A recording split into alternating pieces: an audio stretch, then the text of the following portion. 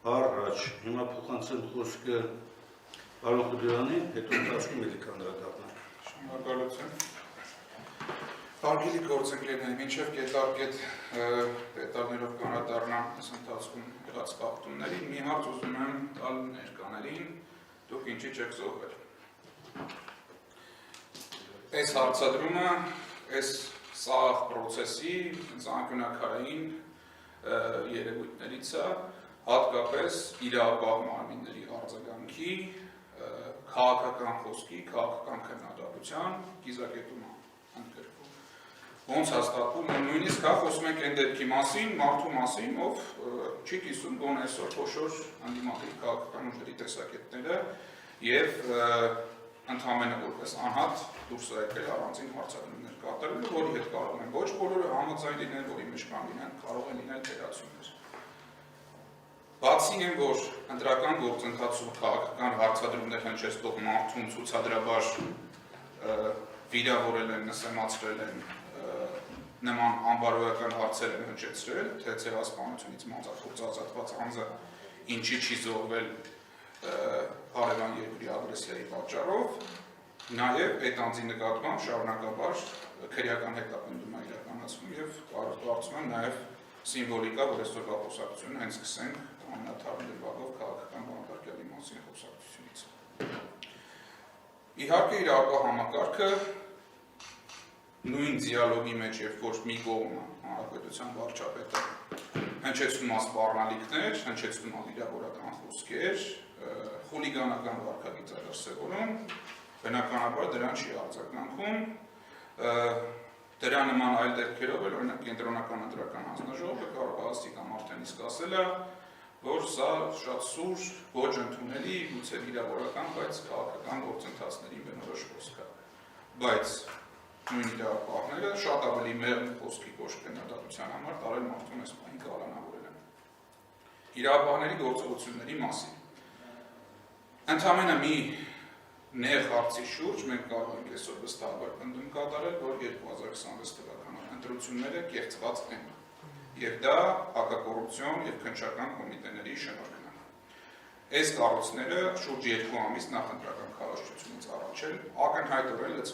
լծված են քաղաքական քարոզչությանը, չեն խոսում գործերի որակի մասին, չեն խոսում իրենց հրապարակած տվյալների արժանահավատության մասին, հանցագործություններ կան չկա։ Նախկին մեր փորձը ցույց է տվել, որ ընդհանուր այս կառույցները հասել են ապացույցներ կեղծելու մակարդակով մարդկանց նկատմամբ հետապնդումներ իրականացնելուց։ Բայց ուզում եմ ձեր ուշադրությունը հրավիրել հետևյալի վրա։ Հատկապես հակակոռուպցիոն կոմիտեի վերջին 2 ամիսների հաղորդագրությունները եթե վերցնենք, նայեք, իբրև թե հանրային հաշվետվականության լույսի տակ իրականացվում է քաղաքական քարոզչություն։ Այո, քննչական մարմինները ունեն հանրային հաշվետվականության իրավունք, պարտականություն, պետք է ներկայացնեն, որ իրենք աշխատում են հանցագործությունն են բացահայտում եւ նաեւ այնպիսի աուդիո-վիզուալ նյութեր կարող են տարածել, որը կարող է նպաստել հանցագործությունների կանխմանը, բացահայտմանը եւ այլն։ Բայց շուրջ 2 ամիս մեր հետազոտությունները, որը առաջիկայում նաեւ ըստ փաստարկված զեկույցի կվերածվի եւ կկիսվի նաեւ ձեր հետ, ցույց են տալիս, որ բացի ստանդարտ իրավական գործընթացների լուսաբանումից այն մարդիկ, ովքեր չգիտեմ, տեխնիկական աշխատողներ են, դրանք թե քննիչներն են, զբաղված են քաղաքական հակակարողությամբ։ Ամենաառանցքային բանը, որ հաղորդագրությունների մեջ բարբերաբար շեշտվում է, թե որ քաղաքական ուժի ներկայացուցիչն է հետապնդում։ Ես դες միանշանակ պնդում եմ, որ քրեական դատավարության որևէ շահ չի պահանջում, որ հանցակի դեպքի մասին խոսելիս նշվի, որ այս կուսակցության ներկայացուցիչն է հանդես գալիս։ Ընդ որում շատ հետաքրքիր է, վերջի 3 կարծեմ թե առաջի օրը քննչական կոմիտեի վերջի 2 հաղորդագրությունները նայեք, մի դեպքում երբ որ օրինակ ուժեղ Հայաստանի վերաբերյալ ինչ-որ գործ են քննում, հենց վերնագրի մեջ շեշտվում է, որ ուժեղ Հայաստանի անդամ ինչ անձը կատարել է մեր կարծիքով այս գործողությունը։ Հաջորդ դեպքը, երբ որ նույն կուսակցության անդամներին ծեծին են ենթարկում, այդ հաղորդագրությունը գնում առանց քաղաքական ինչ-որ նշման տեղի ունեցել ծեծկարտուկ առանց անուններ հնչեցնելու։ Հակակոռուպցիոն կոմիտեի հաղորդագրությունները նաև զուգորդվում են հրապարակված ձայնագրություններով։ Էլի ասեմ, անթույլատրելի է կուսակցության անունը հիշատակելը, որտեղ այդտեղ ոչ մի իրավական շահ չկա, այդտեղ քաղաքական շահ չկա, Բայց կարող եք ինքներդ էլ ինքնուրույն հետազոտել, թե ինչպիսի բովանդակություն ունեն այդ ձայնագրությունները։ Պայմանական, կարող է մի քանի տոկոսներով սխալվեմ, եթե խոսակցությունների 70%-ը կարող է ունենալ իրավական նշանակություն, 30%-ը ակնհայտ քաղաքական նշանակություն։ Մենք տեսնում ենք, որ այդ ձայնագրությունները ամբողջական խոսակցություններ չեն եւ քննչական մարմինը որոշել է հրապարակի այդ մոնտաժի այն հատվածները, որը կարող է իրավական առումով հետաքրքրություն ներկայացնել։ Բայց այդ հաղորդագրությունների մեջ սպառնում են տարատեսակ վատ խոսքեր, խոսակցություններ, վիրավորանքներ, որոնք հանցակազմի հետ կապ չունեն։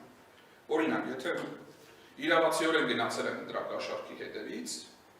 ընդհանրապես նշանակություն չունի այդ ենթադրյալ հանցանք կատարող անձը իր խոսքի մեջ օրինակ վատ բառ օգտագործի արցախցիների հանդեպ, թե ոչ։ Բայց հակակոռուպցիոն կոմիտեի մոնտաժնիկը կամ ինչ-որ մեկը ով այդ գործը կատարում է, իր պարտքն է համարել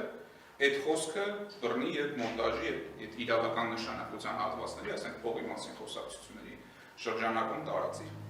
Նույն ձև կհիշեք քարոզչության սկզբում էր թե նույնիսկ քարոզչությունից առաջ էլի հերթական ձայնագրությունը հրապարակվեց, որտեղ երկու հոգի իրենց իսկ ոնց որ շտաբի անդամների կամ իրենց համակիների մասին խոսալուց օգտագործել են շունշանգել արտահայտությունը։ Այս արտահայտության հրապարակումը իրավական անհրաժեշտություն չունի։ Եվ հաջորդ քայլով մենք կարող ենք տեսնել ինչպես է այս հակակոռուպցիոն կոմիտեի պասերը բռնում քաղաքական իշխանությունը քարոզչության մեջ։ Սա իրականում լրագրողական որոշակի հետաքրքիր նյութեր կարող է ստացվի, խտրականություն չդնելով, բայց ասեմ, որ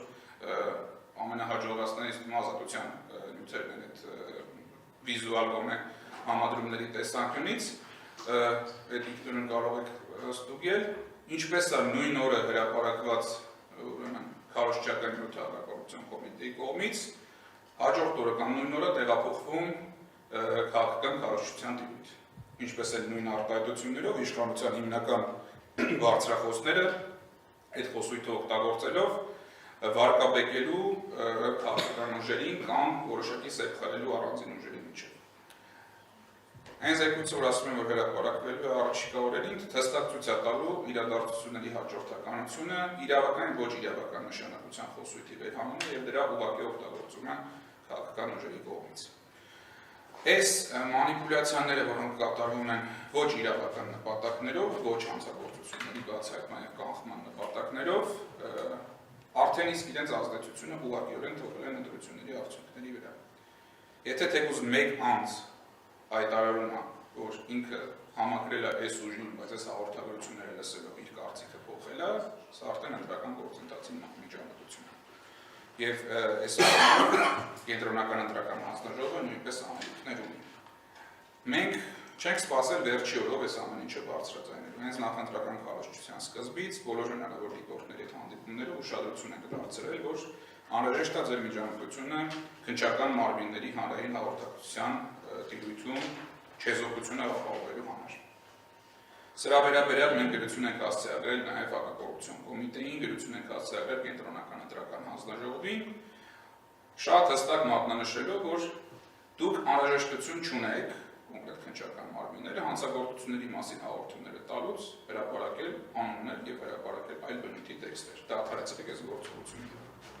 Դրանք կենտրոնական ընտրական հանձնաժողով պատասխանել է, որ մենք ձեր գրությունը շնորհակալություն հասցեագրեցինք, ձեր զանգը շատ կարևոր է մեր համար քննչական մարմնին, հետադարձ պատասխաններ ենք ստացել, են չեն ստացել, մեզ հայտնի չի։ Եվ օրերս ստացել ենք հակակոռուպցիոն կոմիտեի պարզաբանումը, որը նաև լրացուցիչ կտիսվեն լրատվամիջոցների հետ, երկարաշունչ տեքստով մոտավորապես ամեն ինչ նորմալ է, ինչ անում ենք լավ է բանում։ Եվ մեր հարցումները եւ պատասխանները ամբողջությամբ ձեզ հասանելի կդարձնեն, որպեսզի նաև որոշակի գնահատողական դատողություններից էլ դուրս դուք ինքնուրույն կարողանաք գնահատել այս վարքագիծը։ Եվ այս գործողությունները շարունակվում են։ Կանխատեսելի է եւ շատ պրիմիտիվ կանխատեսման արդյունք է, որ ինչքան ընտրությունների օրը մոտենում է, այնքան այս բռնոցիները շատանալու են։ Այսօր էլ, ինչպես նշեց պարոն Մինասյանը, էլի գործողություններ են կատարվել, այդ գործերից որոշների որակին հասցնում ենք